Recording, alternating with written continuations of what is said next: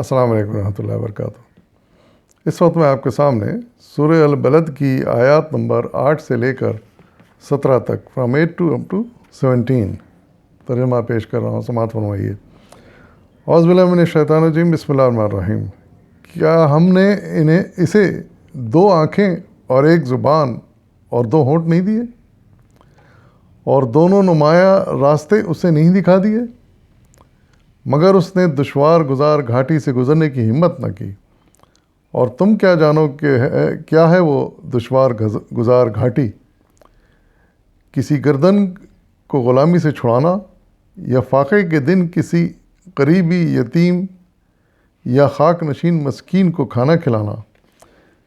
پھر اس کے ساتھ یہ کہ آدمی ان لوگوں میں شامل ہو جو ایمان لائے، اور جنہوں نے ایک دوسرے کو صبر اور رحم کی تلقین کی۔ صدق اللہ العظیم۔ ان آیات میں پہلے تو اللہ تعالیٰ انسان پر اپنی مہربانیوں اور عنایتوں کے چند چیزوں کا ذکر کر رہے ہیں۔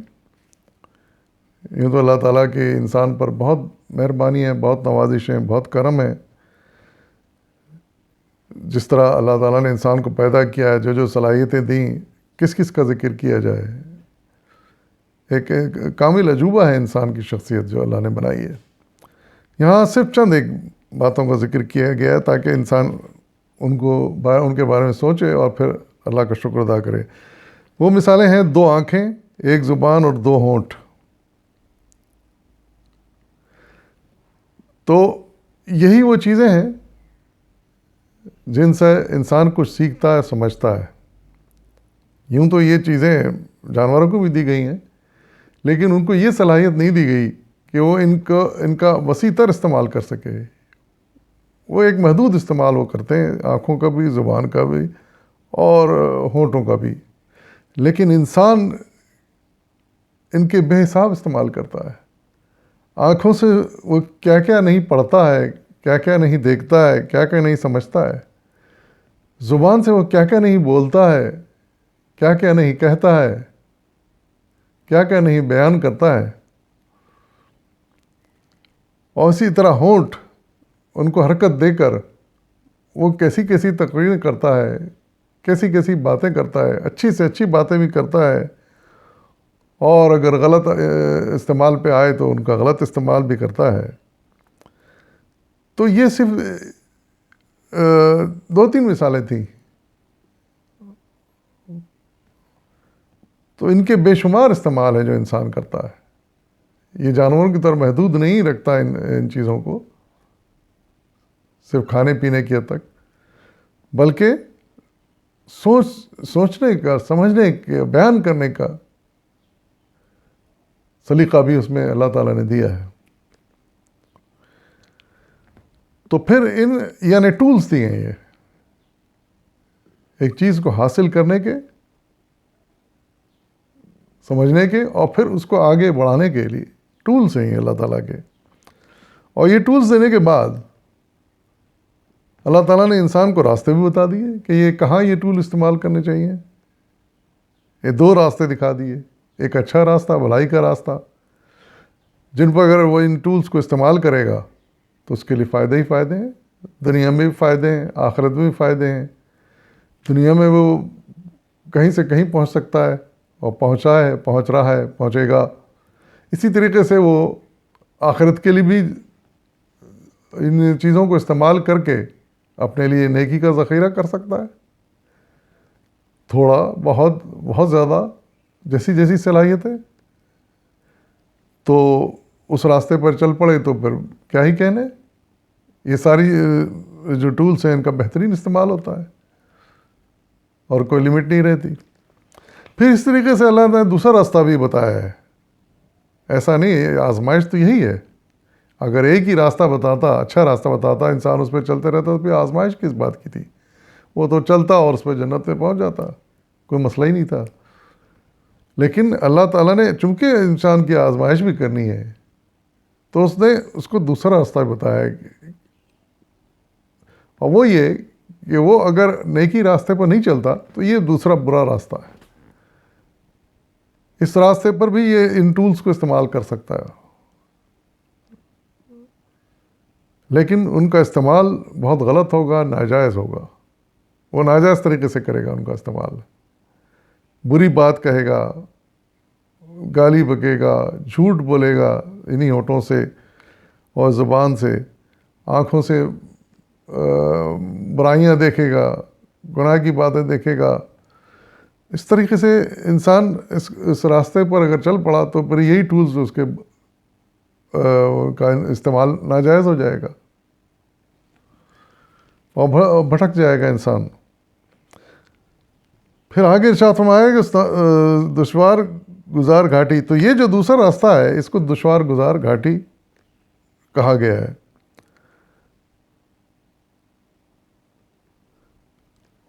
یعنی اس میں اگر نیک راستے پر چلے گا تو یہ راستہ اتنا آسان اور سہولت والا نہیں ہے، اس میں مشکلیں پیش آئیں گی انسان کو. ان مشکلوں پر قابو پا کر ہی پھر وہ آگے بڑھ سکتا ہے. رکاوٹیں پیش آئیں گی، ظاہر ہے انسان کوئی نیکی کا کام کرنے چلتا ہے تو اس کے آگے رکاوٹیں آتی ہیں، لیکن ہمت والا انسان، ایمان پختہ ایمان اسی کا ہوتا ہے جو ان رکاوٹوں کو دور کرتے ہوئے آگے بڑھتا چلا جاتا ہے، نیکی میں بڑھتا چلا جاتا ہے چاہے کتنی رکاوٹیں آئیں. تو اس پر چلنے کی بہت کم لوگ ہمت کرتے ہیں. دیکھتے ہیں کہ یار یہ اس نیکی کے راستے میں چلیں گے تو بھائی یہ سزائیں بھگتنی پڑیں گی، لوگوں کی مخالفت برداشت کرنی پڑے گی، دشمنیاں برداشت کرنی پڑیں گی، تو یہ تو بڑا خطرناک راستہ ہے، اس پہ چلنا بڑا مشکل ہے. تو ہمت نہیں کرتے، لیکن پھر بھی جن کا ایمان مضبوط ہوتا ہے، جن میں ہمت ہوتی ہے، وہ کرتے ہیں اور آگے بڑھتے چلے جاتے ہیں، ساری رکاوٹوں کو دور کرتے ہیں اور دنیا میں بھی جو جائز مقام حاصل کرنا ہے وہ ضرور کرتے ہیں، اور آخرت میں تو پھر وہ لکھا ہی جا رہا ہے ان کے لیے اچھا انجام. تو مزید اس کی وضاحت کی گئی ہے کہ دشوار گزار، پوچھا گیا انسان سے کہ تم کیا سمجھتے ہو دشوار گزار گھاٹی کیا ہے، عقبہ کیا ہے. عقبہ یہ دشوار گزار گھاٹی اس کے علاوہ کچھ نہیں ہے کہ نیک کام کیے جائیں، اور نیک کام کچھ مشکل بھی ہو سکتے ہیں، کچھ آسان بھی ہو سکتے ہیں. ان کی چند مثال دے گی اللہ تعالیٰ نے. کسی گردن کو غلامی سے چھڑانا، یہ ایک بہترین کام ہے جو دیا گیا ہے. دشوار گزار گھاٹی یا دشوار راستے پہ میں ایک یہ مشکل پیش آتی ہے کہ انسان کسی گردن چھڑائے، کسی پریشانی سے اس کو نجات دلائے، کسی مصیبت سے اس کو چھٹکارا دلائے، کسی کو غلامی سے نجات دلائے، جو کہ پہلے کے دور میں ہوا کرتا تھا، غلام ہوا کرتے تھے، اور اسی لیے اس کا بہت بڑا ثواب رکھا گیا غلامی سے، غلام کو چھڑانا اور ان کو آزاد کرنا بہت نیکی کا کام سمجھا جاتا تھا اس زمانے میں جب یہ غلامی کا دور تھا انسانوں کی. پھر دوسرا مشکل کام جو ہے اگر انسان کر لے تو اتنا مشکل نہیں ہے، ہمت کرے تو آسان ہو جاتا ہے. یعنی فاقے کے دن کسی کو کھانا کھلانا کون سا بڑا کام، اگر اللہ نے ہمیں اتنی توفیق دی ہے کہ ہم اچھا کھا سکتے ہیں، اچھا پی سکتے ہیں، تو کچھ تھوڑا سا ایسا ہم ان لوگوں کو بھی دیں جو بھوکے ہیں، جو بیچارے محروم ہیں اس کھانے سے.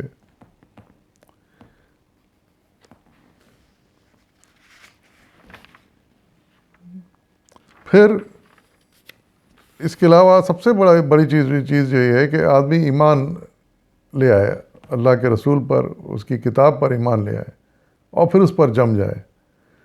پھر اس کے کوئی بھی مخالفت کرے، کتنی بھی مخالفت کرے، اس کے قدم نہ ڈگمگائیں، وہ اپنے ایمان پر جمع رہے. اور آخری بات یہ ہے کہ اس معاملے میں صبر سے کام لے. کوئی مشکلات پیش آئیں، رکاوٹیں پیش آئیں، ان پہ صبر کرے اور خود بھی رحم سے کام لے اور دوسروں کو بھی رحم کی تلقین کرے. یعنی دوسروں کو اکسائے کہ بھائی سب رحم کرو، جو مشکل میں، پریشانی میں، تنگی میں، ان کی مدد کرو، ان پر رحم کرو. تو یہ رحم کے سلسلے میں کچھ احادیث مولانا نے نقل کی ہیں، بڑی اچھی احادیث ہیں، میں چاہتا ہوں کہ بیان کروں میں یہاں پر تاکہ آپ بھی انہیں ذہن میں رکھیں اور ان پر عمل کریں۔ مثال کے طور پر پہلی حدیث یہاں پر مولانا نے لکھی ہے، بخاری مسلم کی حدیث ہے کہ اللہ اس شخص پر رحم نہیں کرتا جو انسانوں پر رحم نہیں کرتا۔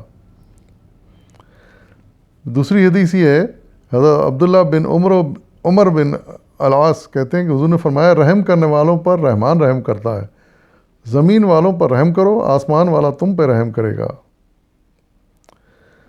پھر تیسری حدیث یہ بیان کی گئی ہے کہ جو حضرت ابو سعید خدری حضور کا یہ ارشاد نقل کرتے ہیں، یہ بخاری میں ہے یہ، کہ جو رحم نہیں کرتا اس پر رحم نہیں کیا جاتا۔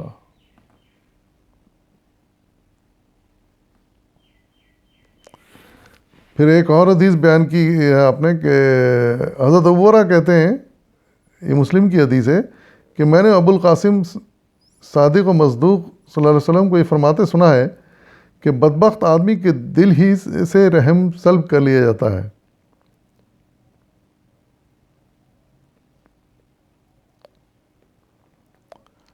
پھر ایک اور حدیث مسلم کی یہ بیان کی ہے، حضرت ایاز بن عمار کی روایت ہے کہ حضور نے فرمایا، 3 قسم کے آدمی جنتی ہیں، ان میں سے ایک وہ شخص ہے جو ہر رشتہ دار اور ہر مسلمان کے لیے رحیم اور رقیق القلب ہو۔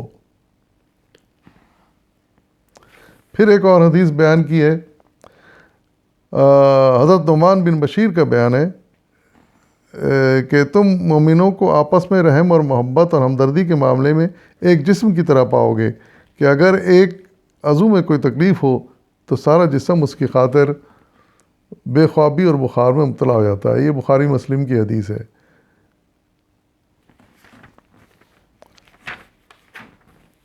بہرحال اس کے بعد